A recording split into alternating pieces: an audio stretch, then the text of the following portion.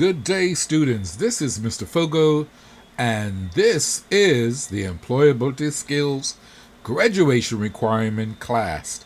These videos have been created to support you as you complete the City and Guild documentation that will get you the certification for graduation June 2027.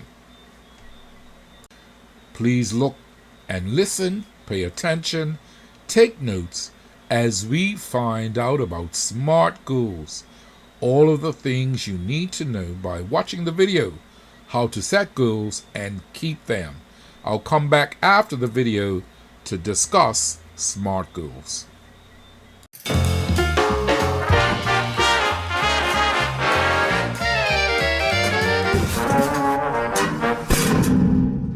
You know that person that sets goals in January? I'm gonna get swole in 3 weeks. No, 3 days. I gotta stop yelling at old people this year. I'm gonna learn 5 languages this year. We all know it's easy to set goals, but accomplishing them is where it gets hairy. In this episode, we're showing you the smart way to make goals and keep them.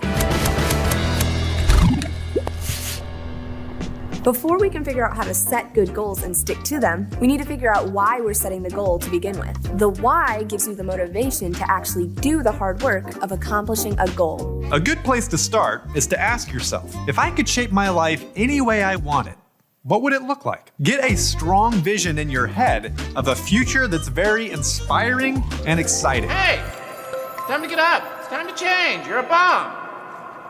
This vision in your mind will help you know what goals to set, and it'll provide the motivation to actually stick to those goals when you feel like giving up. Once you have a picture of what you want your life to look like, it's time to make SMART goals to make that picture a reality. So, what are SMART goals? Let's start with number 1, make specific goals. The first step to making successful goals is making them as specific as possible. Avoid being vague or fuzzy. Don't say, I need money to get a bike. a specific goal would be, I need $200 for a road bike to hit the streets.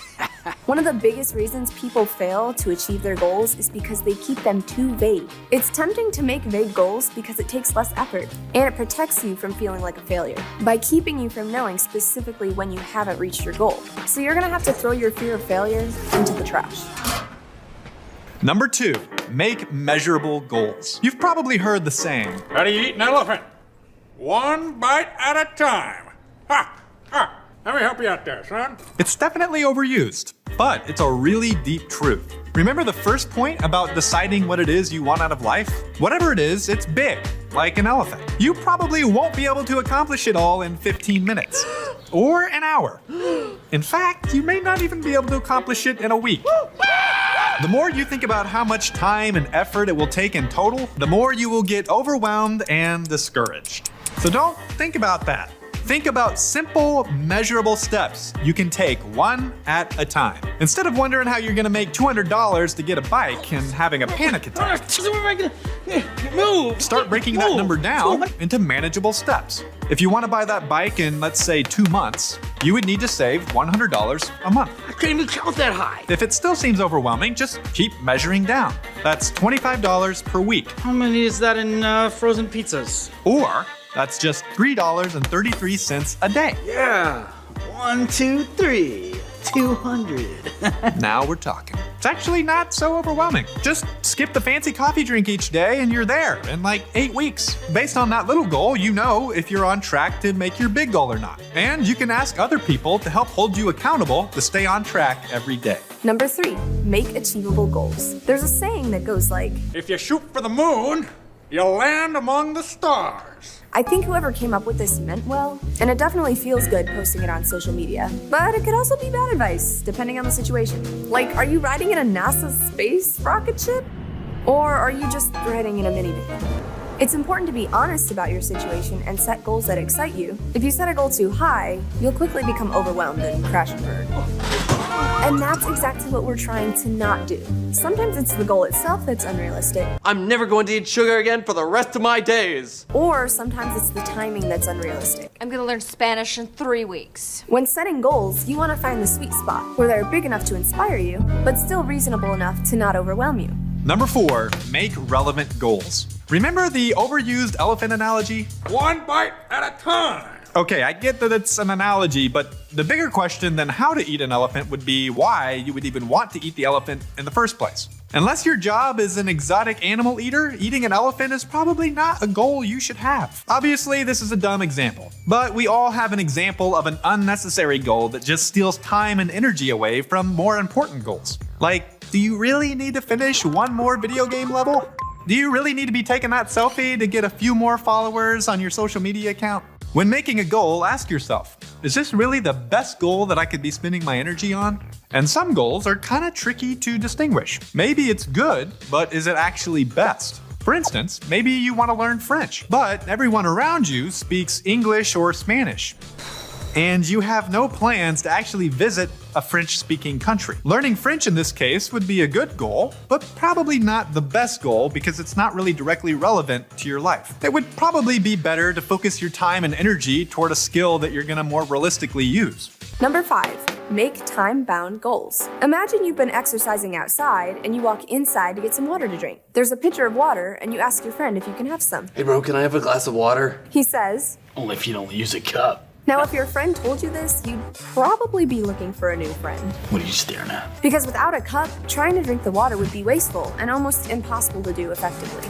Water is a lot like time. You need a container for time to be able to use it most effectively. The principle is known as Parkinson's Law. It basically says that work expands to fill the time you give it. For instance, having 3 weeks to finish a one-page assignment and not finishing it until 11:59 p.m. on the due date. We've all been there.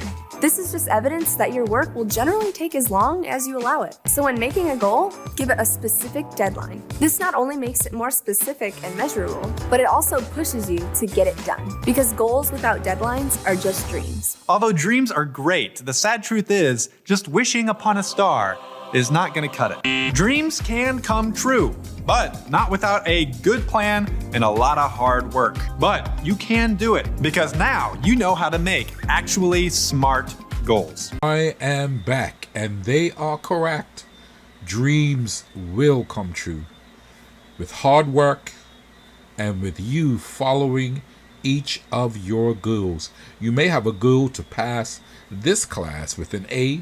You may have a goal to graduate in 2027 with a 3.5 GPA and above, and you may have a goal to attain a scholarship to go to a university in the United States, in the UK, or Canada, or outside of those areas to study your chosen career.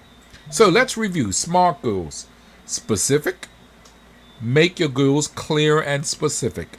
I want to graduate in June 2027. Measurable. Define measurable assets. A 3.5, a 3.0. You can measure that. A. Attainable. Confirm your goals are attainable. Can you reach a 3.0? Do you now have a 1.99 or 2.5? Is it attainable for you to get a 3.0? Relevant. Verify your goals are relevant. Are they relevant to you? Are they realistic to you? You know, is it something you want? And then time-based. Set a time-based plan, like from September to November, you're going to work on something. November to January, you're going to work on something else. And then you're going to work on something else until June. Make sure you set a time that you are going to work on completing these goals. Put all those together, and it smells smart. Not smells, but it spells smart. So those are the SMART goals. Take your notes, look at your notes, stop right now, have a discussion on some of the goals that you are thinking about. Ensure that everyone around you has the same goal to graduate, the same goal to complete all the assignments without any errors in employability skills, and the same goal to go to college or go to work and to be successful. All the best, students, as you work on this employability skills class to graduate in June 2027. Students, now let's look at the requirements. Learner Outcome 1.1 looks at your aims and your goals. Learning Outcome 1, the learner will understand the aims of their own study or training program. That says you need to know what your plan is for your future. Number 1, identify the aims, goals that need to be achieved. List the actions that need to be done to achieve these goals. My question to you after watching the video, what goals do you have? Turn to your neighbor and have a discussion on the types of goals that you have. There could be short-term goals, getting tutoring in math this quarter, attend peer tutoring to get help with homework, spend a minimum of 1 hour every night on homework and studying. Set long-term goals, explore careers I am interested in, graduate from high school with good grades, go to college or get a job. Okay, now pause the video, turn to your neighbor and discuss your short-term and your long-term goals. Moving now to Learner Outcome 1.2 for your aims and goals. As before, Learning Outcome 1, the learner will understand the aims, goals of their own study or training program. 1.2 is specifically asking you to list the actions that need to be done to achieve your aims and goals. What are you going to do to ensure that you get on the honor roll? What are you going to do to ensure that you graduate in 2027? And what are you going to do to ensure that you get that scholarship to that college that you want to go to? So, milestones in a roadmap of setting and achieving your goals. Number 1, set the goal. I want to graduate in 2027. Make a plan. I'm going to study 2 hours a night. I'm going to check with my counselor. I'm going to talk with my parents. I'm going to review, work with my close friends. Get to work. Do everything you said you was going to do. And stick to it. I guarantee you, if you stick to the wicket, remember, the runs will come.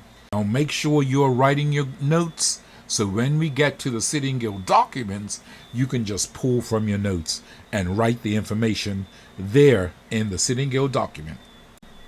Okay, young people, you have on the screen the Cedar Bridge Academy cover page. Barclay is a lot different. It's green and gold. And you would have to put your name on the first page, type your name, your first name, your last name, and then you type your teacher's name, the first name and the last name. Keep in mind, capitalize the first letter of your first name and the first letter of your last name. This is a common mistake that we see over the years.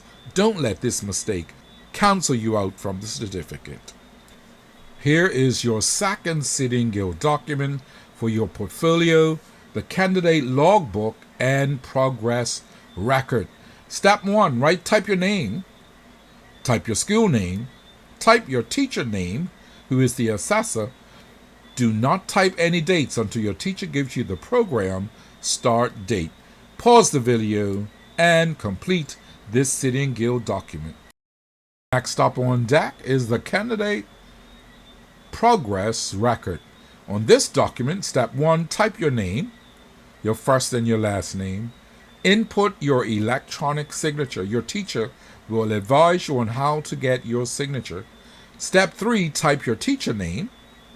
Here's another note, do not type any dates until your teacher gives you the program start date.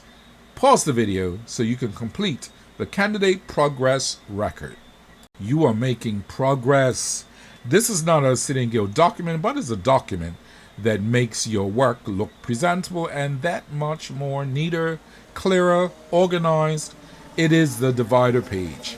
So Unit 201, Planning for Progression. Step 1, type your name as the learner name. Keeping in mind, capitalized letters work well for success. Moving on, young people, we now move to the log and declaration pages.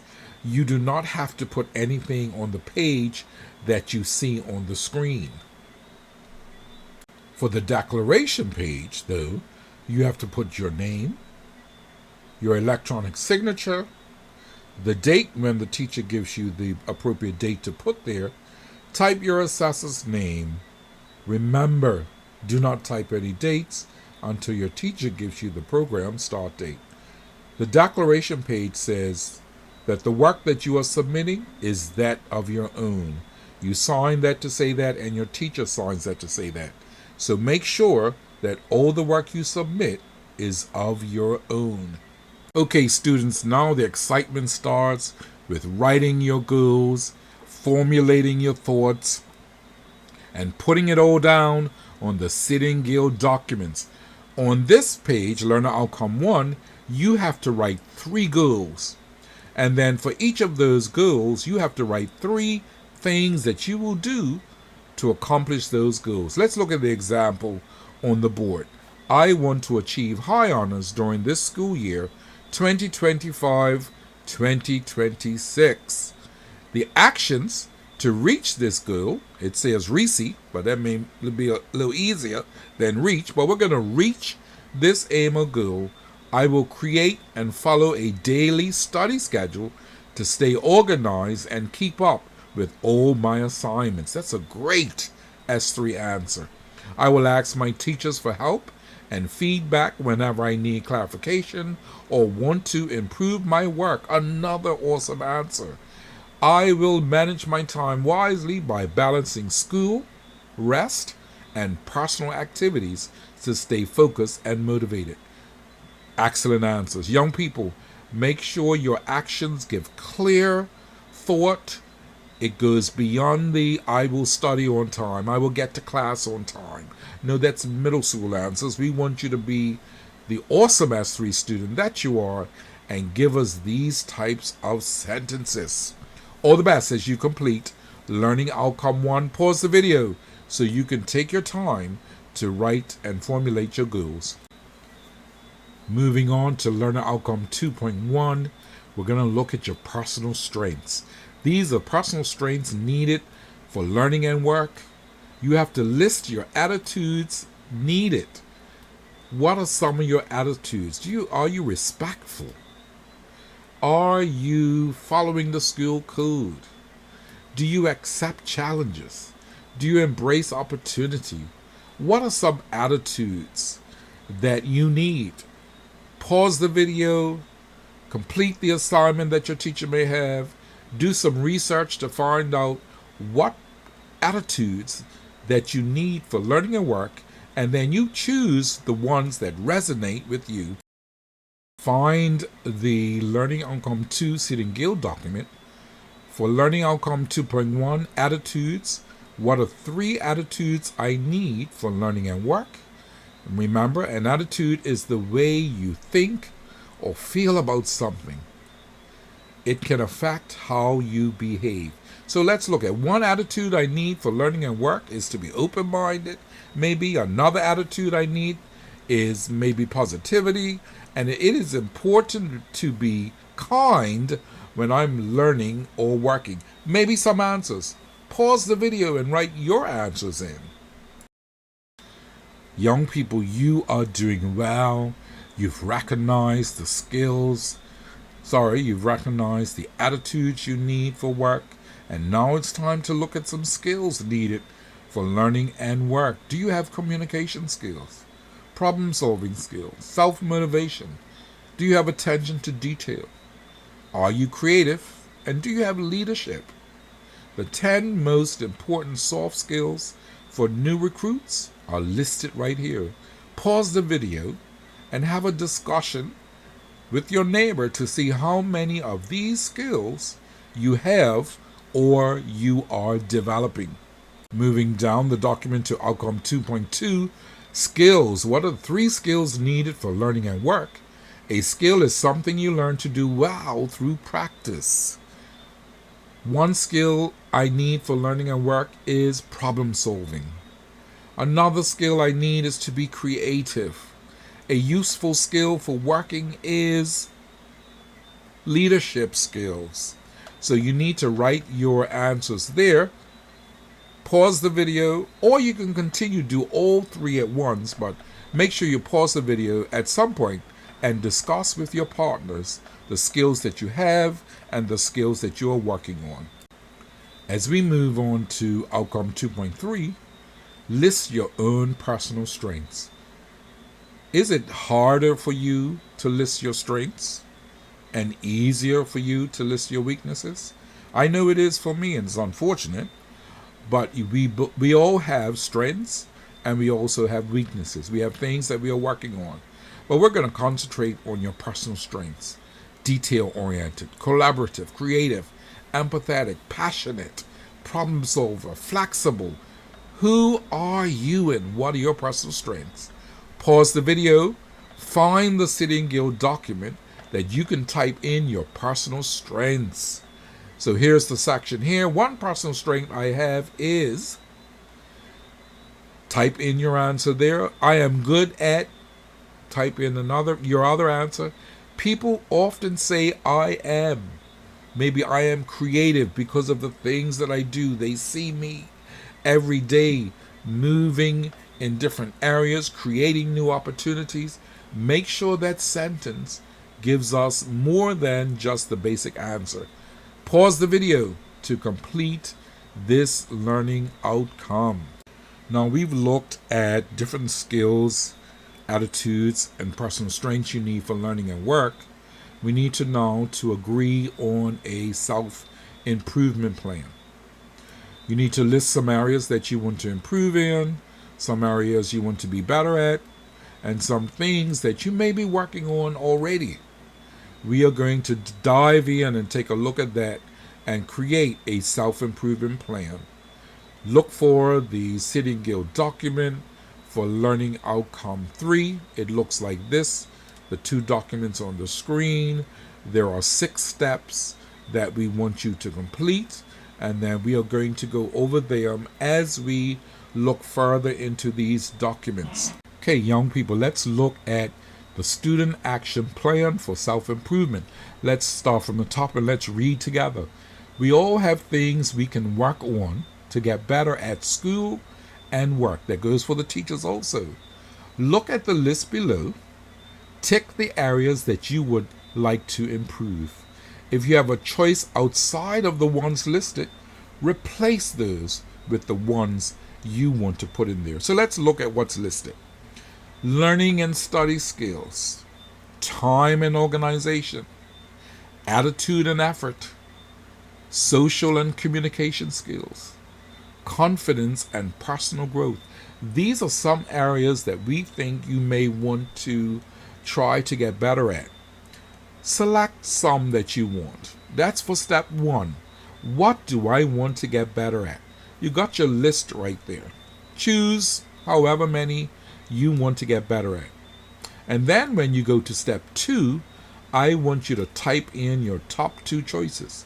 On the board, I selected learning and study skills, attitude and effort, social and communication skills. And for my top 2, I selected learning and study skills and attitude and effort. Pause the video and complete step 1 and step 2. Okay, you've worked on step 1 and step 2. Now to step 3. Step 3, what small steps will I take to improve? An example, I will ask for help when I don't understand. Go back to step number 1. You will see the list of things you can do to reach a goal under each option. Because if you chose learning, the top option, you have a few items underneath of some things that you can do. I have given you an example here. I put listen more carefully in class, and you notice I pulled that from step 1. Ask for help when I don't understand. I pulled that from step number 1. And take more responsibility for my work.